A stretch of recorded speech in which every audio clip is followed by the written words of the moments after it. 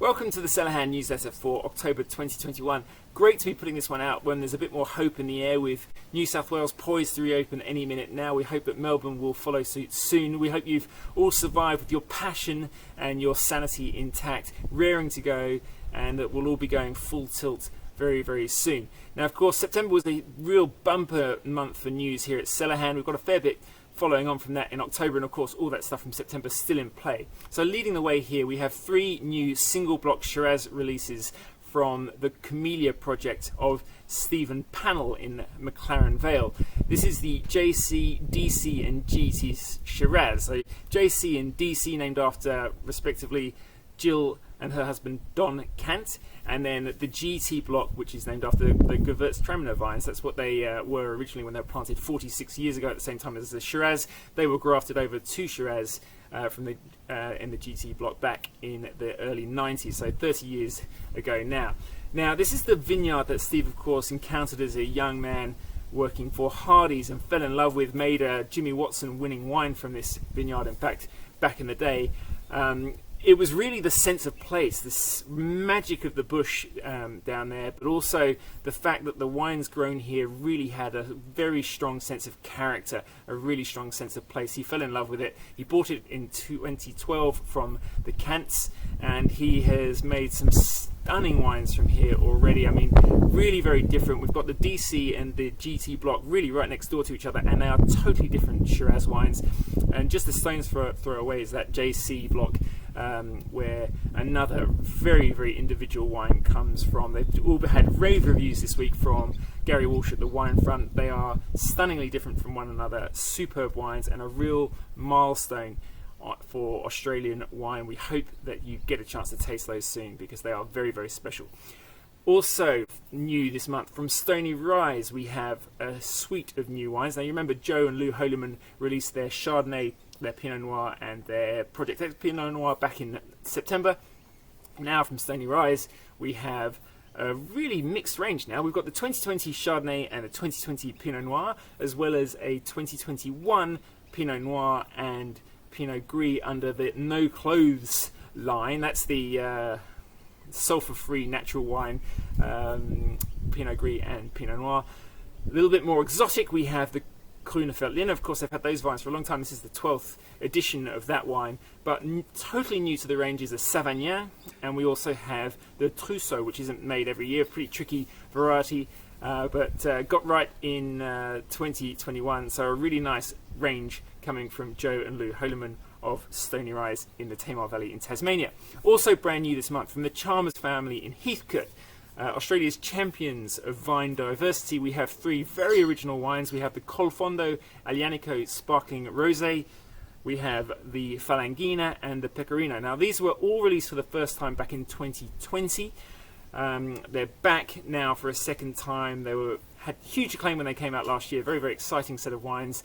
Falanghina and Pecorino, of course, very, very original out here in Australia. It was the Chalmers family that first brought those in the mid-2010s. Made the first couple of wines under their project label, and now they're fully fledged Chalmers wines. Very, very lovely couple of very distinctive grape varieties there. And the Col Fondo, of course, has been a massive hit. This is one where the second fermentation takes place in bottle with the wine underscored, so all that leesy, chalky, creamy influence still in the bottle, but at the same time lovely pink grapefruit notes for that wine, and lovely refreshing fizz, bone dry, delicious wine. That's the Col Fondo Aglianico Rosato Sparkling, the Falanghina and the Pecorino, all from 2021 from the Chalmers family. Another couple of things that we're kind of giving a second run. One is the Corymbia Cabernet Sauvignon from Margaret River in 2020. That was, of course, this is the very special vineyard of Rob and Jen Mann in Calgardup. Beautiful wine, just been reviewed by Nick Stock for James Suckling, reminding us how bloody good that wine is. No new oak, totally pure Cabernet, a really maritime expression of Cabernet Sauvignon with totally transparent fruit and delicious, delicious quality of Cabernet Sauvignon fruit from Margaret River, something that you have to try. And from Tasmania, similar story really. We had, it was Nick Stock again, just picking up on Marco Lubiana's Lucille Vineyard Pinot Noir from the Huon Valley, released only a couple of months ago. Very, very fine wine from 2020, so don't miss that wine from young gun Marco Lubiana, son, of course, of Steve and Monique Lubiana of Stefano Lubiana fame.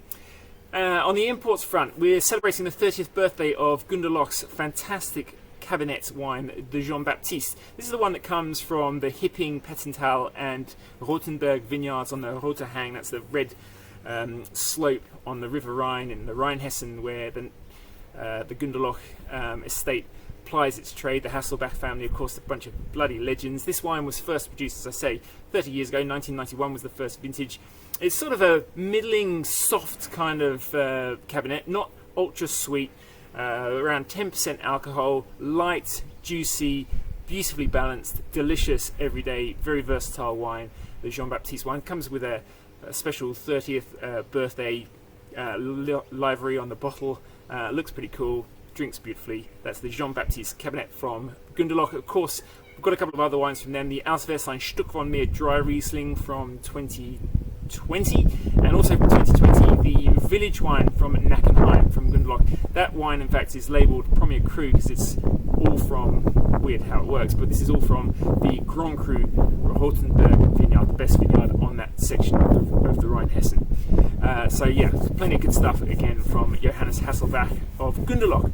From Armenia, from Zorik Garivian, we have the Karasi Areni Noir 2019 wine. This is their the first one that we brought in from them, the amphora raised Areni Noir. That's an indigenous Armenian variety that comes from this place in Vyotzord in Armenia. 2019 is an absolute cracker again of Karasi.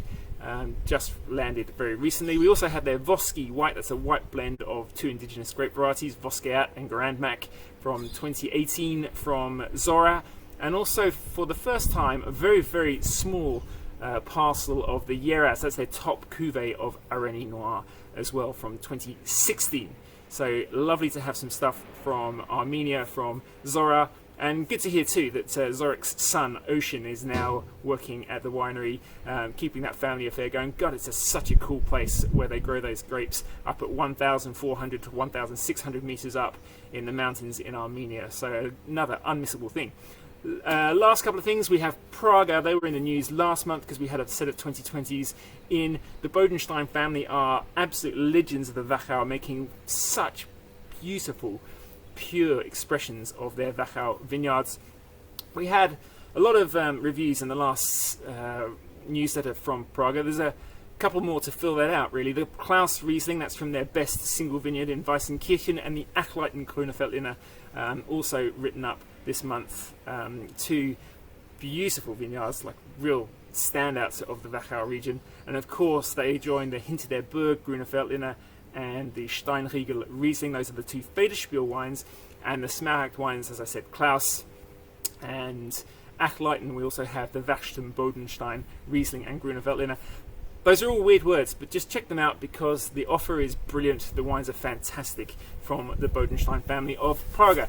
And last but not least, we put Chiliuti in there again because their biggest cheerleader perhaps is the critic Antonio Galloni, the former wine advocate writer who's now got his own business at Vinus Media, just reminding us in this article about everyday Piedmont. So this is basically, Barbera, Dolcetto, Nebbiolo for everyday drinking. Again, an absolute rave review for Chiliuti for their 2019 Lange Nebbiolo and for their 2018 Barbera wines. If they're flying under the radar for you, now's the time to go and pick them up. That's why we keep going on about them, because they're bloody good.